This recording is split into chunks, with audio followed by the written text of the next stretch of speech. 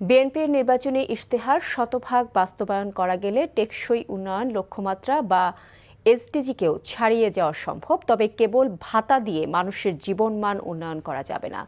রাজধানীতে এসডিজি বিষয়ক জাতীয় সম্মেলনের সমাপনীতে এসব কথা বলেন অর্থমন্ত্রী আমির খসরু মাহমুদ চৌধুরী। এ সময় সিপিডির সম্মানীয় ফেলো ডক্টর দেবপ্রিয় ভট্টাচার্য বলেন, শেখ হাসিনার আমলে প্রবৃদ্ধির হিসাবকে ফুলিয়ে ফাঁপিয়ে দেখানো হতো। সেলিম মালিকের রিপোর্ট।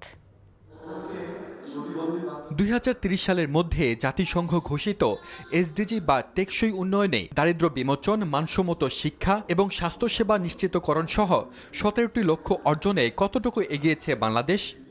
এসব নিয়ে আয়োজিত ৩ দিনব্যাপী সম্মেলনের সমাপনী ছিল বুধবার। বাংলাদেশের প্রতিটি মানুষের সমান অধিকার থাকবে। সম্মেলনে সিপিডির সম্মাননীয় ফেলো ডক্টর দেবপ্রিয় ভট্টাচার্য জানান, প্রকৃত তথ্য আড়াল করে দেশের উন্নয়ন প্রবৃদ্ধির ভুয়া তথ্য প্রচার করত শেখ হাসিনা সরকার। দেশের ভিতরে বৈষম্যের পরিমাণ কিন্তু বেড়ে গেছে এবং এই বৈষম্যের পরিমাণ শুধু আয়ের বৈষম্য না, এই বৈষম্য আমাদের ভোগের বৈষম্য, এই বৈষম্য আমাদের কিন্তু সম্পদের বৈষম্য। কেবল সবার আগে বাংলাদেশ নয়, সরকার সবার জন্য সমান অধিকার ও সাম্যের বাংলাদেশ গড়ে তুলতে চায় বলে জানান সমাজ কল্যাণ মন্ত্রী। আমাদের লক্ষ্য একটাই, যে সবার জন্য একটি বাংলাদেশ আমরা যাতে ওনার নেতৃত্বে এমনভাবে নিয়ে যেতে পারি যেটির মধ্যে কেউ কাউকে অবহেলা করবে না এবং সবাই মনে করবে ইয়েস, আমিও তো এটির অংশ।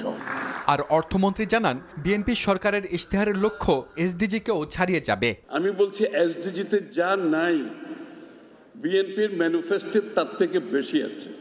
কোনো ভাতা দিয়ে, ক্যাশ দিয়ে তাদের জীবনের মান উন্নয়ন হবে না। তাদের জীবন মান যদি উন্নয়ন করতে হয়, যার যেখানে সম্ভাবনা আছে তাদেরকে ফ্যাসিলিটেট করা।